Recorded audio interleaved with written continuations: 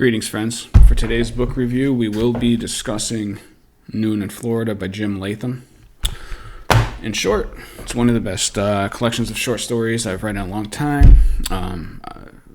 It's possibly one of my favorite short story collections ever, which is a bold claim. Anybody that knows me knows that I own multiple bookshelves, and I got totes and boxes full of books in my closets. I've read a lot of books, I read a lot of books, and I can say sincerely this is one of the most enjoyable collections of short fiction that I've read. It will be remaining on my main bookshelf, which is what I reserve to be able to, I'm walking, pacing around the living room. I'm a pacer. Grab a book off the bookshelf, crack it open, give it a read. This is that kind of book. I've already read a couple of the stories more than once, which is there probably is no higher praise that I could give a book. A story. It's not often that I read anything more than once. I've read a couple of these twice. So the thing I admire most, when I read books, I read both as a reader and as a writer. I assume all writers do. It's kind of two different ways of thinking. Like as a reader, I'm reading just for the pleasure of reading. As a writer, I'm reading, admiring another writer's craftsmanship. And this book satisfied me in both ways. The stories are very, very well done and very entertaining. As a reader, as a writer, I admired the thing that I admired throughout the story is that it's clearly the work of a real, like an artisan. I can tell. I have not talked to Jim, but I would wager that he is the kind of person who returns to these stories and tinkers with sentences over and over and over again until he gets them right, which to me, that's a real writer. Or not a real writer, it's my kind of writer. It's all kinds of writers. People used to read literature, fiction, very differently than they read it now, because now it's just about the story. And there's nothing wrong with that. I'm not judging, but I'm not trying to put like a hierarchy. But today it's mainly viewed as like the writing itself is supposed to kind of be invisible, and it's just a vehicle for the story. But there was a time when to be a good writer was to also be a good wordsmith, which means to kind of be almost like a prose poet. Like your language should be, the language itself should be pleasing. And there were multiple approaches to this. One approach that everybody knows, the very influential writer that was Ernest Hemingway. The way he approached the poetry of language was very restrained, very economical. I don't think most people would read his fiction and think of it as poetry because it was very understated emotional tone, very short declarative sentences. But there was a poetry in the simplicity, in the economic approach to the language. And, Hemingway he's so overused as a comparison for writers. I understand that. But I just can't help it. I couldn't help it with this. I mean, this reminded me of Hemingway, Steinbeck, Bukowski.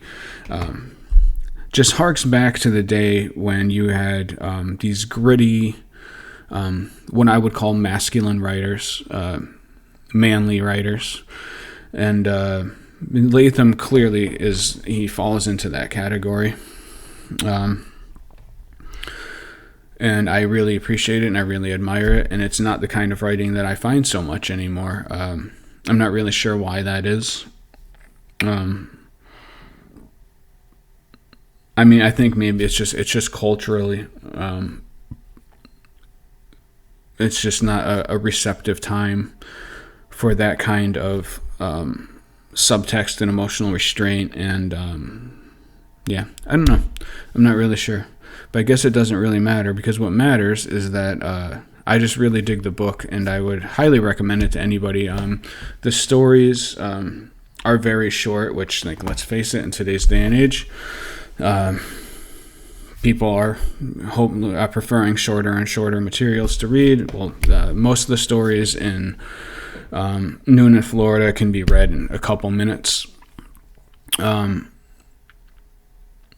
I thoroughly enjoyed the book, and I would sincerely recommend it to anybody that wants to read it. Oh, a big thing is, one of the things that I admire most about Latham's writing, I think he has a real talent for opening sentences to stories.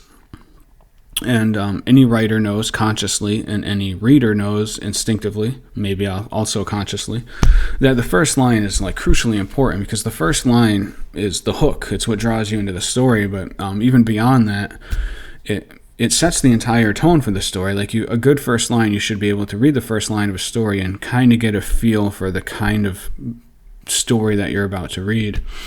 The temptation with knowing that, as a writer, is to overdo the first lines, which I know I have done. There's one thing in particular that I wrote that I wish I could go back and change the opening to, but it's a temptation to overdo it, because you know how important the first line is, and you're competing for attention. It's people have so many options between television, movies, and then an endless array of books. I mean, just everything.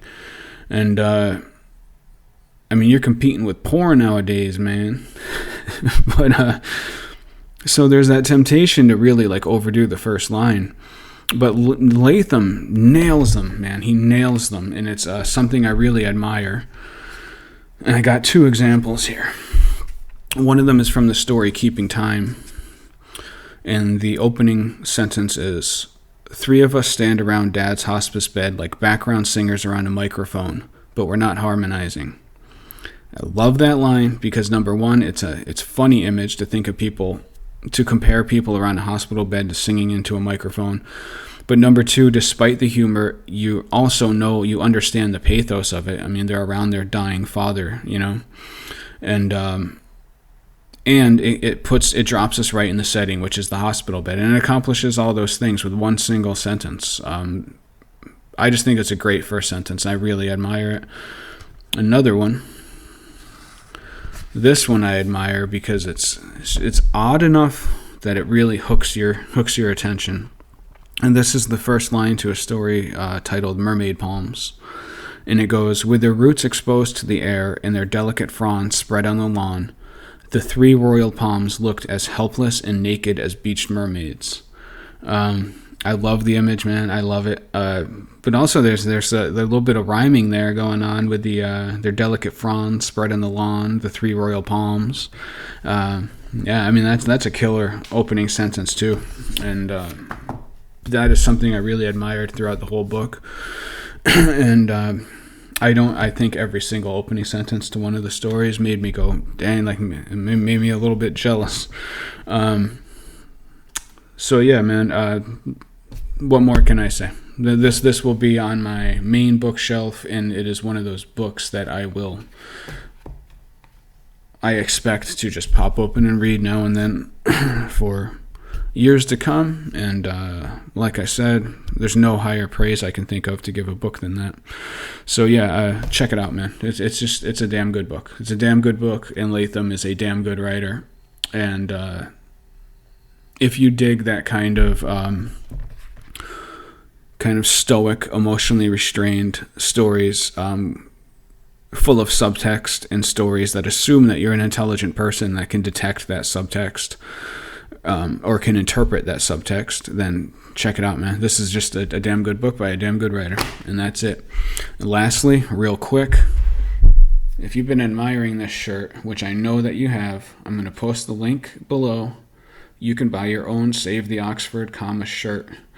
I would really like to keep this channel ad-free because I'm not very fond of YouTube or Google's censorship. And so, yeah, I'm trying to find other ways to monetize it. But it doesn't matter. The important thing, the really important thing, is that you get Noon in Florida by Jim Latham. Maybe consider grabbing yourself some Save the Oxford Comma swag. Either way, though, thank you very much for your time, everybody. I hope you have great days.